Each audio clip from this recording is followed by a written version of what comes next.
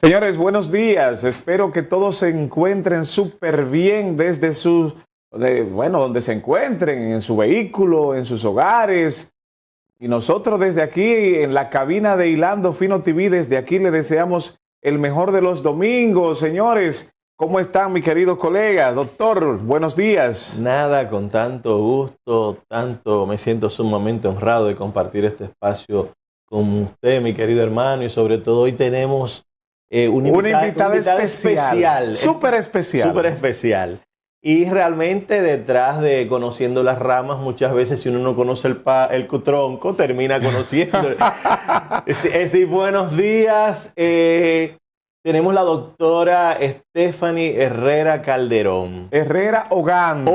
Ogando. Mira hasta donde está la afinidad con el Padre. Amén. Imagínense. La gloria es de Dios, Sí, hermanos. Sí, sí. hoy vamos a tener aquí, pues, como invitada especial a la doctora Stephanie Ogando, pues, quien nos acompañará para, entre nosotros, el doctor, experto en cirugía plástica, y ella, pues, que está culminando los estudios en esa misma área.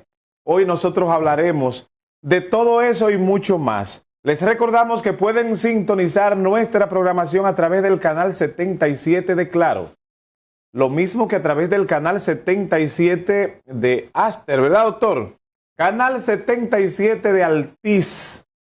Señores, y en WIM Telecom también. Es que estamos en todos los 77. Gracias a Dios que no son 666, sino 77. En todas y cada una de las redes sociales nos pueden, señores, sintonizar en vivo y directo. Y si no pueden, la programación de Hilando Fino TV y de su programa Política de Salud también están grabadas en todas y cada una de las redes sociales. La idea es que usted no diga que no pudo vernos, que no pudo entender lo que nosotros estábamos diciendo, o que de una forma u otra se le fue la luz al momento de tenernos en vivo, lo puede encontrar grabado. Eso es así para que nadie alegue ignorancia, hermano querido. ¿Le parece? Imagínense. Realmente. Mira, vamos a aprovechar la oportunidad de que la doctora Stephanie Herrera Ogando está acá con nosotros. Stephanie, realmente, ¿qué te ha llevado a elegir Brasil y sobre todo la ciudad de Río de Janeiro para hacer especialidad dentro de ese maravilloso país? Pero ante todo, hermano, es importante señalar que la doctora Stephanie, por demás, es mi hija. Claro.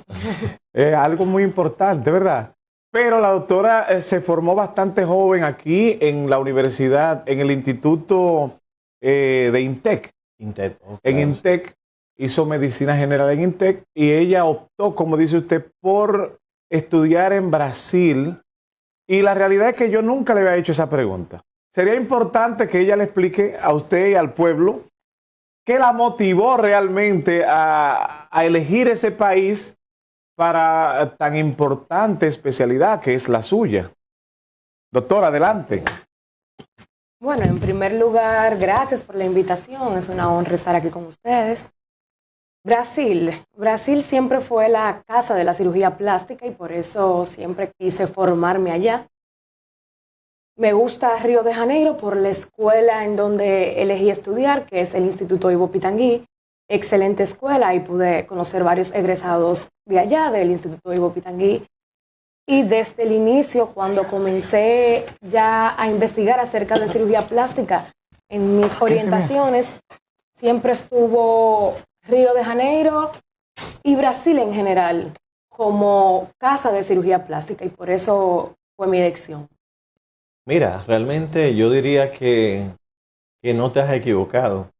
A mi entender, Brasil es el mejor país para hacer cirugía plástica. Y qué bueno que estás en una escuela de tanto prestigio como es la escuela del profesor Ivo Pitangui.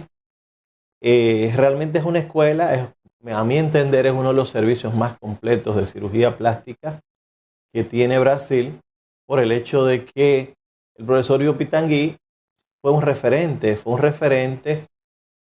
en el sentido de que estar cerca de Pitangui era como tú sentirte importante.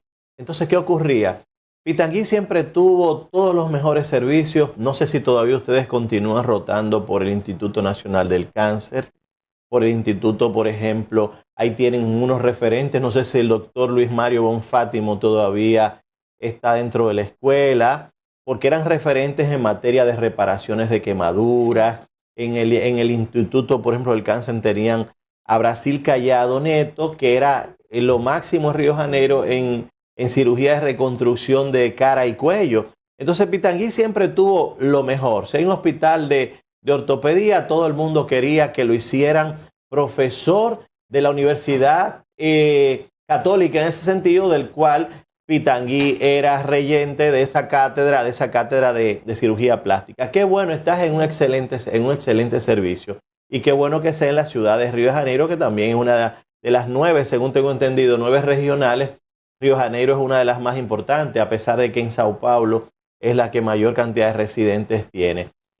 A ti, cuando llegaste a Río de Janeiro, por ejemplo, la Sociedad Brasileña de Cirugía Plástica te entregó un programa, ¿verdad?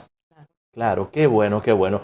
Dentro hay algunos, porque hay muchas veces que el residente quiere formarse el mejor lugar, puede ser que sea el peor, siempre y cuando el residente elija lo que él quiere, porque el sistema te da la oportunidad de que tú elijas. Ahora, el que quiere formarse bien sí lo tiene, porque tú tienes un país donde hoy en día son 216 millones.4 millones de habitantes, y realmente en medicina hay algo que es la estadística. La estadística, por ejemplo, en mi época era un niño fisurado, vamos a suponer, un niño fisurado labio palatino por cada 1225. Hoy en día es 1 por cada 1700, es decir, donde tú tienes 216 millones de habitantes, es lógico que haya mucho más casos que un país como el de nosotros, que es de 11.4. ¿Conociste tú allá el doctor Enrique Sintra? ¿Continúa todavía siendo profesor de la residencia de cirugía plástica del profesor Ivo Pitangui? Aún no lo conozco. Yo estoy básicamente iniciando la residencia con el profesor Ivo Pitangui, pero usted está en lo cierto. Una de las cosas más importantes por la cual yo hice la elección también era por la cosa que ya usted mencionó, que realmente el número de pacientes, basándose en el número también de habitantes que tiene el país, era bien significativo. Sí, está claro. en lo correcto. Sí, en el caso del profesor Enrique Sintra, es un referente a nivel mundial en materia de reconstrucciones en niños. Hay que ver que hay tantos niños que nacen con deformidades. Algunos, por ejemplo, hay un profesor que tú vas a conocer que se llama Paul Tessier, que describió todas cuando hay una deformidad porque los huesos o no terminan de fusionarse o se fusionan antes de. Entonces hay muchos síndromes que tú vas a ver, como es el síndrome de Apert, el síndrome de Cruzón, que son síndromes, por ejemplo, cuando hay una sutura precoz de lo que es el bretma, es decir, la sutura bretmática. ¿Has visto algún caso de esos en el servicio del profesor Ivo Pitangui? Bueno, en el tiempo que tengo, el caso que hemos visto con más recurrencia es lo del labio leporino, hasta ahora. Que también, como usted mencionó, realmente en el área reconstructiva, que es parte de lo que tenemos en el servicio, tenemos tanto plástica como reconstructiva, es bastante importante en ese caso de los niños y recién nacidos.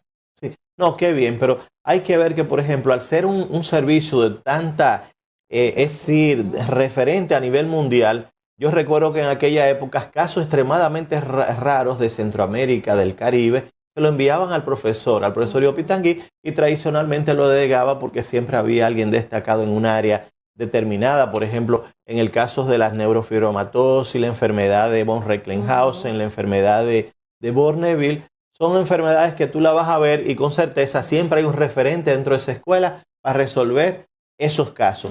Y hasta ahora, doctor, porque usted maneja Brasil como la palma de su mano. No. Sí, Pero hasta ahora, doctora, la experiencia.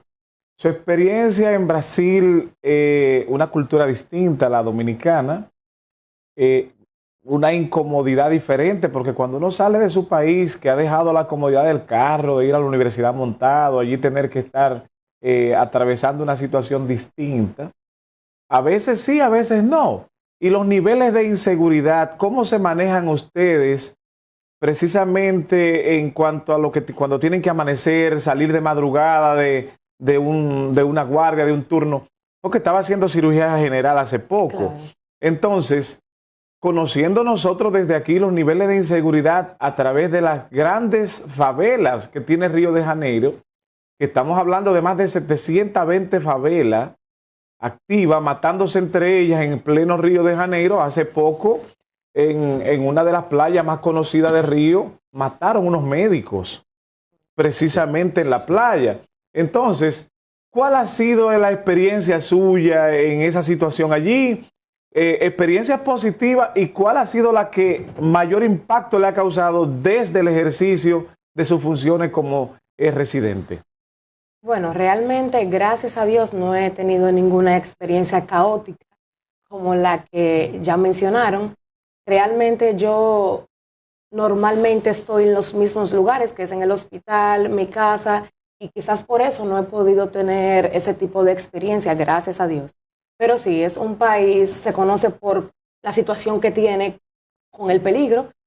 Y nada, yo entiendo que teniendo cautela, con cuidado, siempre estar pendiente de todo, se pueden evitar ese tipo de cosas. Claro, no es una situación al 100%, pero entiendo hasta ahora, ya yo estoy viviendo allá durante 2 años y poco, y hasta ahora todo ha sido bien. En cuanto ya a la experiencia de la carrera como tal, de lo que es Brasil, todo ha sido excelente, esta es la parte buena, todo excelente, como le dije al inicio, realmente lo escogí porque era un lugar que yo entendía que, bueno, y también por las informaciones que busqué, que iba a aprender bastante por el flujo de pacientes que tenía, y fue cierto, a la hora de yo llegar allá, totalmente de acuerdo.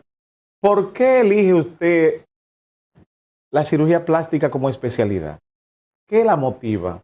¿Cuál es la inquietud? O sea, ahora mismo se habla de que todos quieren ser cirujanos plásticos porque es donde están los cuartos. Es lo que la gente dice. La gente, los estudiantes de medicina hoy, la mayoría quieren ser cirujanos plásticos. Porque entienden que todo el mundo quiere verse bien, que el asunto cosmetológico, pues la gente lo da todo por verse bien, aunque en ese intento deje la vida. ¿Usted qué fue lo que la motivó? Más que lo que usted dice, que esa situación del dinero, en mi caso no fue específicamente eso. Realmente a mí me gustó la cirugía plástica por lo que vende, por lo que es. Devolverle básicamente la autoestima, lo que es la mujer, la felicidad, tanto al hombre como a la mujer, a la persona que quiera realizarse una cirugía plástica. Esa fue mi mayor motivación. Doctor, ¿y usted cuándo se formó realmente? ¿Cuál fue la suya?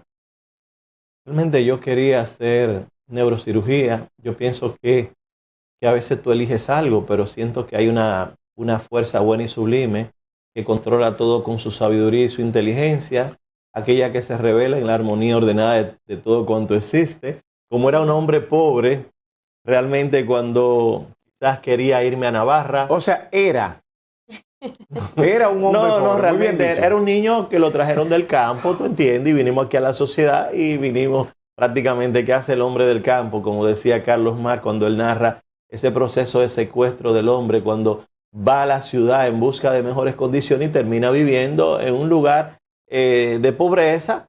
Y así ocurre, pero muchas veces también tuve la oportunidad de trabajar con grandes médicos. Yo quería hacer neurocirugía, trabajé con uno de los neurocirujanos más importantes de este país y me di cuenta que esos muchos pacientes a los cuales tú le tocas por ejemplo, el cerebro, terminaban con problemas graves y terminan siendo pacientes permanentes. Y otra cosa que se daba, había muchos insucesos de que algunos pacientes terminaban en una muerte cerebral no encefálica y a veces dándole esperanza a la familia de que se iba a resolver el caso cuando uno sabía que no. Eso realmente la experiencia, quizás hubo 1 o 2 casos que te marcan y yo dije, bueno, en cirugía plástica por lo menos tú puedes no solamente cambiar la autoestima, sino que también si hay algo que no está bien, siempre hay la oportunidad de repararlo. Nada, amigos, vámonos a una pausa y nos veremos en un momento. Señores, gracias por la sintonía. Continuamos aquí en su programa Política de Salud con 2 eruditos del conocimiento en cuanto a la cirugía plástica y medicina general. El doctor Franklin de Jesús y la doctora Stephanie Herrera Ogando. Señores, un tema importantísimo. un tema que a todo el que respira le interesa, porque todos quieren verse bien. Aquí yo veo hombres haciéndose, qué sé yo, ¿cómo que se llama, doctor? Un abdominoplastia. No, No. lipoescultura. Exacto. Lipoescultura. Entonces, usted ve muchas mujeres ahorrando los En el aire, pesitos para poder ponerse bonita. Sin embargo, los niveles de riesgos, tanto de una como la otra, las dos cirugías que manejan los cirujanos plásticos, ¿cuáles son los niveles de riesgos a los que se puede exponer el paciente en el día a día? ¿Y Mira, cuánto cuesta una cirugía de esa? Porque también, señores, eso cuesta unos cuartos. mira, en el caso cuando tú haces un procedimiento, una cirugía, y tú tienes control del dominio, conoces anatómicamente todos los elementos vasculares que son importantes, tú previamente los seleccionas y los cauterizas.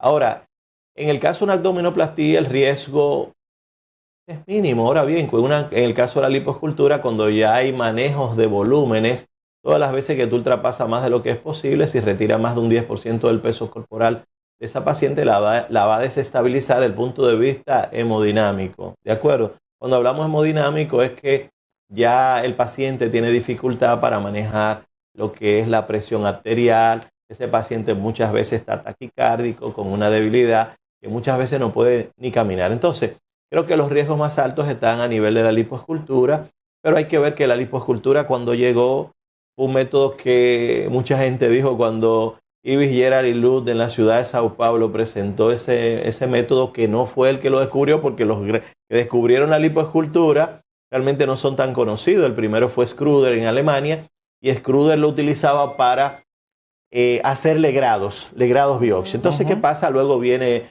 Giorgio Fischer, Alpa Fischer, que es quien idea el motor, que era parecía un motorcito de nevera, y entonces tiene unas cánulas, pero los bordes de los orificios eran cortantes, y eso traía como consecuencia que se cortaban los vasos y los pacientes, era más un trauma, una agresión, y los pacientes sangraban más de lo adecuado y entraban en shock hipovolémico y tuvieron casos difíciles. Pero doctor, discúlpeme, doctor, es que le estamos hablando al pueblo y al mundo. Hay un protocolo que hay que agotar para una cirugía plástica, y ustedes lo conocen más que yo. Los niveles de riesgo, los niveles de muerte, pacientes que se mueren en los quirófanos constantemente en una cirugía plástica, ¿es que se quebranta alguno de esos protocolos, o es que real y exclusivamente el paciente puede, pues, hacer un tromboembolismo en el pleno parámetro de la cirugía, aunque el anestesiólogo debe estar ahí? Pero ¿cuál es la razón más común? ¿Se violan los protocolos?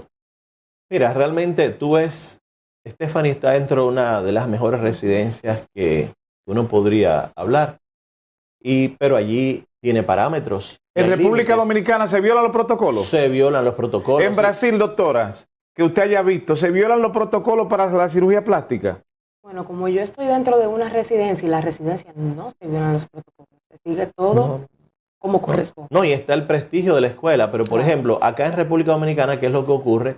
Nosotros, como miembro de la Sociedad Dominicana de Cirugía Plástica, elaboramos un protocolo a seguir. No se puede hacer más de 2 cirugías en una sola paciente.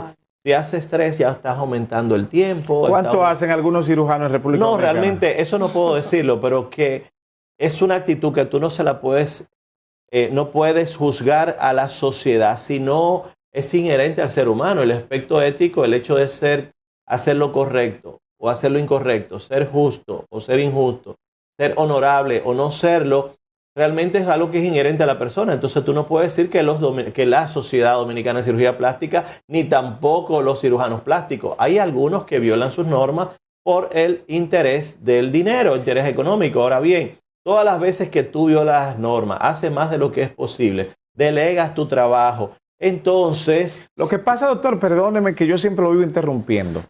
Lo que pasa es que, por ejemplo, muchos pacientes vienen de otros países a hacerse esos procedimientos aquí por varias razones que ya uno conoce. Economía, aquí se hace muy bien, se hace rápido. Aquí hay pacientes que, sabiendo que no deben coger un avión postquirúrgicamente en esas primeras 24 horas, ellos lo cogen sin problema. Aquí vienen gente de muchos lugares a hacerse cirugía plástica y salen de aquí para la morgue. Entonces, hay un sinnúmero de protocolos que yo entiendo que pueden ser quebrantados. Ahora, ¿qué a nosotros nos interesa que el pueblo sepa de parte de ustedes dos y en ese campo? ¿Cuáles son las condiciones específicas en las que un paciente no debe operarse? No debe, ustedes no practican una cirugía plástica en un paciente que tenga este cuadro. Eso sí me gustaría que el pueblo lo entienda y lo sepa, porque probablemente mañana lunes alguien se va a operar y hoy está tosiendo mucho. Probablemente mañana lunes alguien tiene una cita para ser intervenida, pero de manera emotiva porque quiere operarse, pues tienes una infección renal. Entonces, ¿cuáles son los parámetros en los que ustedes como profesionales de esa área no proceden a hacer la cirugía plástica si el paciente no cumple con esos requisitos? ¿En cuáles condiciones? Mira, realmente nosotros nos llevamos por lo que dice la Sociedad Americana de Anestesiología. Tradicionalmente los pacientes que califican para una cirugía estética, es decir, que no hay una justificación. O sea, electiva. Es selectiva, es estética, es un deseo. No existe una causa somática, es decir, no existe una causa que justifique ni dolor, ni impotencia funcional. Lo que ocurre es que muchos defectos físicos están íntimamente relacionados a factores emocionales. Entonces la justificación es el factor emocional. No se siente bien, la autoestima está baja, entonces, pero que hay otros pacientes que pueden convivir con esos pequeños defectos físicos y sin ningún tipo de repercusión emocional. Usted estuvo en Europa y en Europa, según en Alemania, donde usted estuvo. En Suiza. Pero estuvo en la Suiza alemana. Ah, eso sí. El volumen de cirugía es mucho menor. Entonces, ¿qué ocurre? También está el ego de la persona y está el ser. Cuando la persona coloca ya todo su porvenir y todo su proyecto en la imagen también, que ocurre cuando aquellas personas no viven solamente por ellos, sino por lo que el otro diga, ya entonces terminan siendo esclavos de una intervención quirúrgica, a pesar de que la causa de que una persona aumente o suba de peso son malos hábitos alimenticios. Stephanie, cuando tú termines tu tiempo de residencia, a ti vas a encontrar algún profesor que te va a decir, ahora ya tú eres una residente graduada del servicio, pero también no sé si existe lo que es el examen de especialistas. El examen de especialistas es, sin él tú no tienes derecho a ejercer. A ti te van a decir que tú puedes elegir uno de dos caminos, o ser una persona honorable, digna de respeto ante la sociedad, o que seas lo contrario. Entonces, eso es inherente a ti. Eres tú quien lo va a elegir. Y vas a ver que en algún momento alguno de tus profesores te lo va a decir, Entonces, tienes que estar preparado para eso, qué es lo que tú quieres como vida futuramente, si es acumular riquezas que en el fondo se quedan, o si es mantener una vida digna de ser admirada por otros. La realidad de ese tema es que en un sistema capitalista como el que se vive en el mundo en la actualidad, la gente está pensando más en los cuartos que en todo, incluyendo los políticos.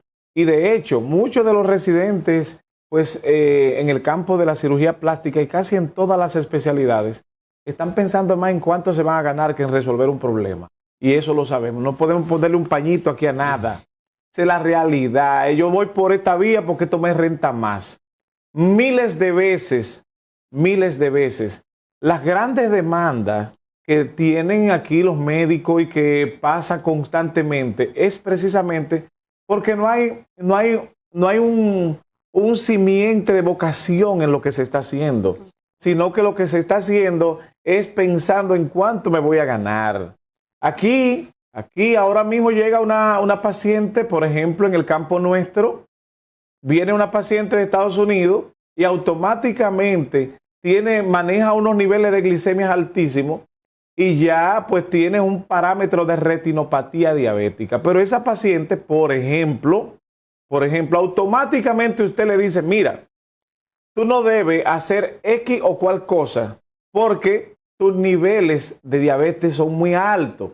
Si haces esto te vas a quedar ciego porque la tercera causa de ceguera a nivel mundial es la retinopatía diabética.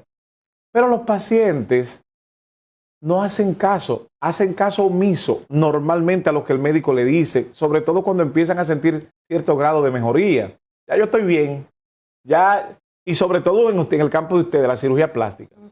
Los pacientes, ustedes le establecen los protocolos a seguir, pero si ellos no sienten dolor, empiezan a hacer todo lo contrario a lo que ustedes les recomiendan postquirúrgicamente.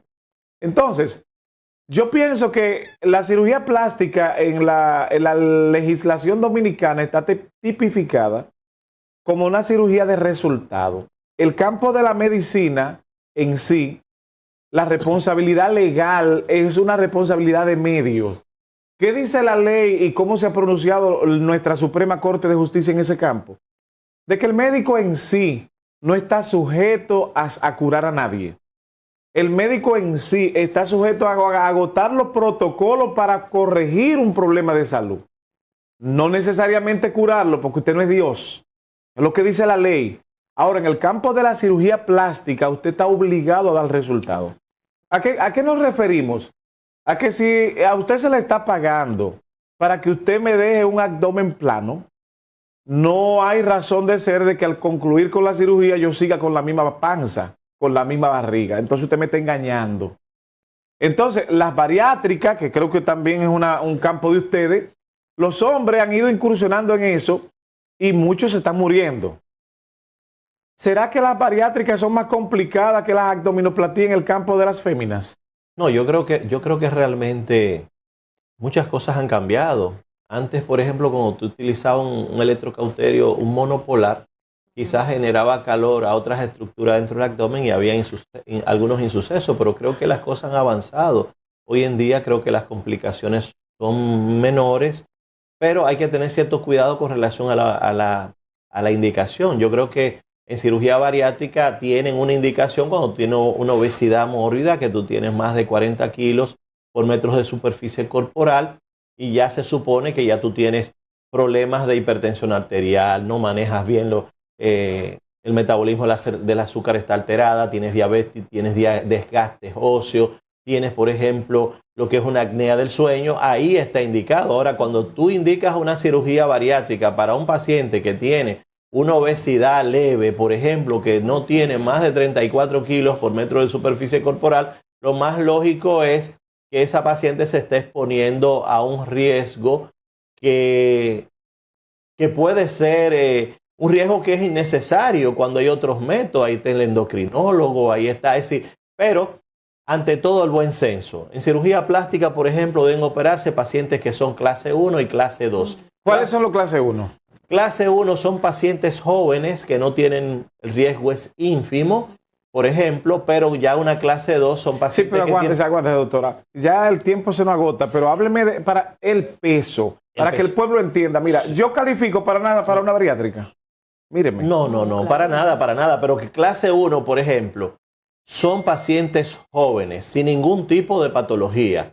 En el caso clase 2, ya mayores de 50 años, menores de un año con los niños, que tú tienes que tener problemas, que no pueden permanecer mucho tiempo en una posición de decúbito ventrales y boca abajo. No pueden porque cuando viene a ver no estás respirando bien. Entonces, fumantes son clase 2.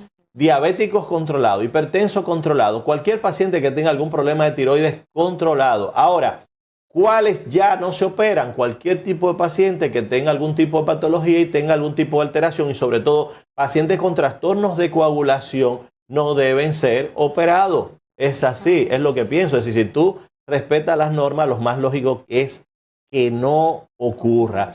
Stephanie, por ejemplo, dentro de la especialidad, ¿cuál es el área? A pesar de que la cirugía plástica es tan compleja y tan extensiva, ¿cuál es el área que más te impacta, que más te gusta dentro de la cirugía plástica? Bueno, hasta ahora realmente de la cirugía plástica me interesa mucho lo que es la lipoescultura y también la cara. Pase. Es una cirugía en el ámbito de la cara con cierta complejidad. Hay que tener un buen manejo de lo que es la anatomía.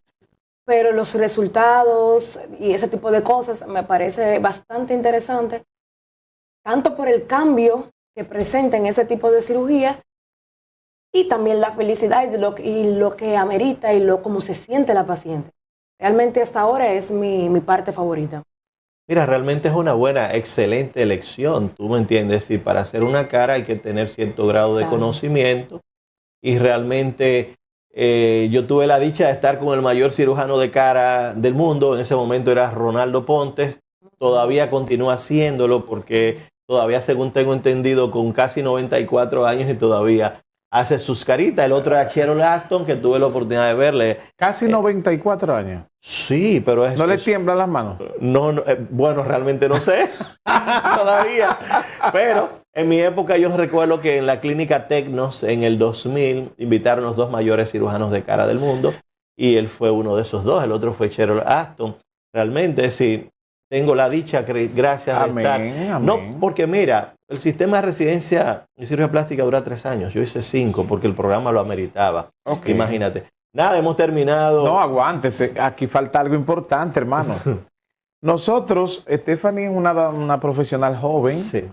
Se graduó de medicina a muy corta edad. De hecho, no llega a los 30 años y ya va para su segundo, ya va a entrar a su segunda especialidad. A su segunda especialidad. Entonces, nosotros necesitamos de ella unas palabras que estimulen a estos jóvenes que están en nuestro país, pues tratando de alcanzar una meta.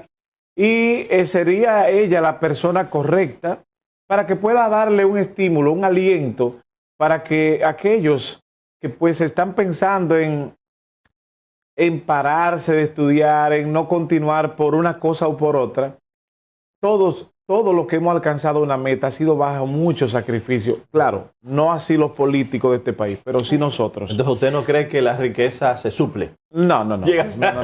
Entonces, Stephanie, unas palabras de aliento a esos jóvenes que están en las universidades y que pues serían nuestros sucesores en el devenir de la vida. Claro. La palabra es suya.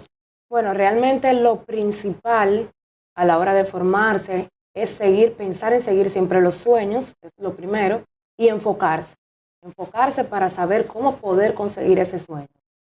No parar, aunque las personas encuentren que el camino es largo, que alguna cosa salga diferente a lo que usted pensaba, lo ideal es seguir los sueños y enfocarse. Eso es lo principal, mantener el enfoque. No, y también, por ejemplo, la mayor felicidad de un hombre es la satisfacción del deber cumplido. A pesar de que hoy en día haya una cultura, si se promocione la incultura, la mediocridad, ¿qué te digo? Casos como Stephanie son dignos de ser valorados y presentados a nuestra sociedad como positivos porque, como decía Mohamed Ali, el éxito depende de la sumatoria de pequeños esfuerzos. Estudiando, esforzándose todos los días. Y en un momento que impresionas a los demás, llega un momento en el cual tú no te dejas quitar la oportunidad. Bueno, ¿Qué quiere decir no que dejarse quitar la oportunidad? Es haber desarrollado una habilidad suficiente que los demás ya no quieren, no te ven como un adversario, sino como un admirador. Así es. Yo en lo particular debo decir que me siento agradecido con Dios. No solamente porque ella ha alcanzado sus metas a corto plazo, sino porque los valores y principios morales que ella ha exhibido desde niña hasta donde ha llegado son dignos de que yo pueda decirle a Papá Dios que gracias. Si me voy hoy del mundo, me voy muy satisfecho. Y a la vez, sé que lo que le espera a ella después es un futuro brillante, no solamente por cosas materiales, sino porque yo conozco a mi hija y ella es dada, muy dada, a hacer lo que tenga que hacer para ayudar a los demás.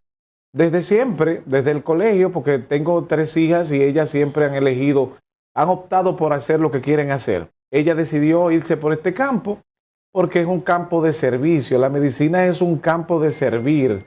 Es un campo en donde usted debe manejar la profesión con vocación de servicio. De lo contrario, lamentablemente usted termina mal. Señores, hemos llegado al final del programa. De verdad, muchas gracias, doctora. Que le vaya bien porque usted se va a Brasil ya pronto de nuevo. Sí. Doctor. Gracias, Stephanie. Doctor. Una vez más, estoy bien con usted. Dios le bendiga a todos, señores. Feliz día.